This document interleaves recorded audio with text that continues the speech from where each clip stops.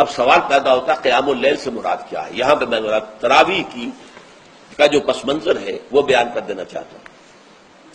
دیکھیے، جیسا کہ ہم نے خطبے میں بھی دیکھ لیا، اللہ نے قیام اللیل جو ہے اسے فرض نہیں ٹھہرایا، تطوع۔ قرآن مجید میں بھی اس کا کوئی ذکر نہیں، احادیث میں اس کی تشویق و ترغیب پوری موجود ہے۔ ایک اور حدیث بھی ہم بعد میں پڑھیں گے اس پر۔ اس کا پس منظر کیا تھا کہ اس کو چھوڑ دیا گیا۔ اب ظاہر بات ہے مسلمانوں میں کمزور بھی ہیں، مسلمانوں میں وہ مزدوری کرنے والے بھی ہیں، روزہ تو فرض ہے ان پر، چاہے مئی کا مہینہ ہے اور گندم کاٹنی ہے، روزہ تو پھر بھی رکھنا ہوگا، یہ سب کچھ ہے۔ لیکن یہ کہ رات کو پھر کھڑے رہنا ان کے لیے، جاگنا ممکن نہیں، لہذا ان کے اوپر یہ چیز فرض نہیں۔ حضور نے تراویح کی نماز یا قیام اللیل نہ اسے فرض قرار دیا، نہ اس کے بعد جماعت کوئی اہتمام کیا مستقل۔ صرف 3 راتیں آپ نے جماعت کروائی ہے، اس میں 8 رکعتیں آپ نے پڑھی ہیں کہ جو آپ کا معمول تھا تہجد کا، وہ پڑھی، اور تہجد کے وقت ہی جماعت کرائی ہے۔ یہ ہے وہ حدیث۔ اس کے علاوہ کسی نماز تراویح جو ہے جو ہم پڑھتے ہیں 20 رکعتیں عشاء کے ساتھ متصل، اس کا کوئی ذکر نہ دور نبوی میں ہے نہ دور صدیق اکبر میں ہے۔ یہ دور حضرت عمر کی خلافت میں ہوا ہے، اور ہم نہیں کہہ سکتے کتنے سال کے بعد ہوا ہے۔ حضرت عمر رضی اللہ تعالیٰ عنہ کی خلافت کا دور جو ہے وہ تو 10 برس ہے، ہو سکتا ہے 5 برس کے بعد ہوا ہو، 6 برس کے بعد ہوا ہو، 12 ہوا ہے ان کے عہد میں۔ حضرت عمر ایک مرتبہ مسجد میں داخل ہوئے، مسجد نبوی میں، تو دیکھا کہ کچھ لوگ 8، 10، 12 جو ہے وہ ایک جو ہے حافظ کے پیچھے کھڑے ہوئے اور قرآن سن رہے ہیں، کچھ دوسرے کونے میں کھڑے ہیں، کچھ کہیں اور کھڑے ہیں، مختلف جماعتیں ہو رہی ہیں۔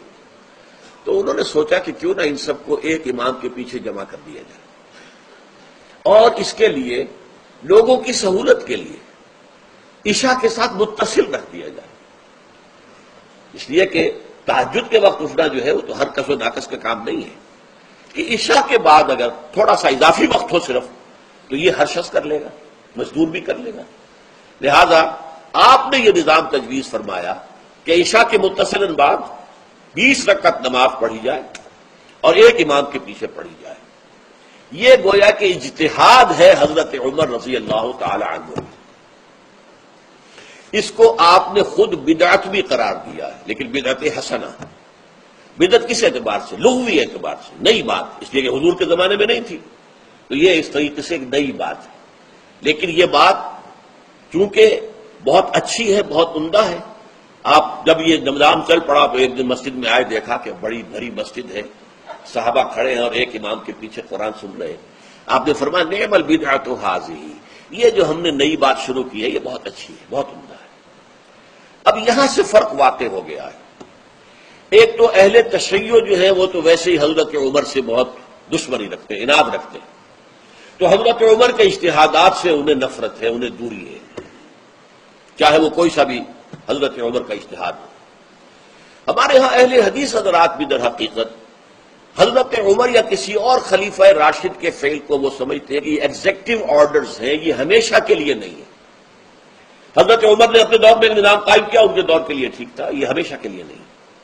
ہمیشہ کے لیے وہ 8 ہی رکعتوں کے قائل ہیں، وہ تہجد والے، لیکن اس میں بہرحال انہوں نے بھی خود یہ اضافہ کیا ہے کہ وہ 8 رکعتیں وہ عشاء کے ساتھ متصل پڑھتے ہیں، تہجد کے وقت تو نہیں پڑھتے۔ اور حضور نے تو صرف 3 روز جو ہے وہ کرائی تھی جماعت، وہ لوگ 30 دن یا 29 دن پڑھ رہے ہیں، تو اضافہ تو انہوں نے بھی کر دیا، وہ نظام میں تبدیلی تو ہو گئی۔ لیکن اہل سنت جو کہلاتے ہیں، ہمارے جو 4 جو ہیں، جو ہمارے مسلک ہیں، حنفی، مالکی، شافعی، حنبلی، ان کا اتفاق ہے اس پر حضرت عمر کا، کیونکہ ان کے سامنے اصول یہ ہے کہ حضور نے فرمایا علیکم بسنتی وسنت الخلفاء الراشدین المہدیین، تم پر لازم ہے کہ میری سنت کو پکڑو مضبوطی کے ساتھ، اور میرے خلفاء راشدین مہدیین جو ہیں ان کی سنت کو پکڑو۔ اس اصول سے یہ چاروں فقہیں جو ہیں حضرت عمر کے اجتہادات جو ہیں ان کو بھی پابندی سمجھتے ہیں کہ تمام عمر کے لیے قیامت تک کے لیے امت مسلمہ پر ان کی پیروی لازم ہے، لہذا اس میں اجماع ہے۔ اور یہاں تک کہ یہ سب سے آخری جو اس میں مسلک پیدا ہوا ہے زمانی اعتبار سے، سب سے پہلے مسلک جو ہے حنفی پیدا ہوا، پھر مالکی پیدا ہوا، پھر شافعی پیدا ہوا، اور پھر حنبلی آخری ہے۔ اور امام احمد ابن حنبل بہت بڑے محدث بھی ہیں. مسند احمد ابن حنبل جو ہے وہ بہت بڑی کتاب ہے، بہت اہم کتاب ہے، جامع کتاب ہے. تو ان کے ہاں بھی 20 رکعتیں ہیں. چنانچہ حرمین شریفین میں، سعودی عرب میں، مکے اور مدینہ منورہ میں جو نماز تراویح ہوتی ہے اس کی 20 رکعتیں ہیں. لیکن اہل حدیث حضرات جو ہے وہ اس 8 کے اوپر اتفاق کرتے ہیں. بہرحال یہ ایک اختلاف ہے جو میں نے اس کا پس منظر بیان کر دیا.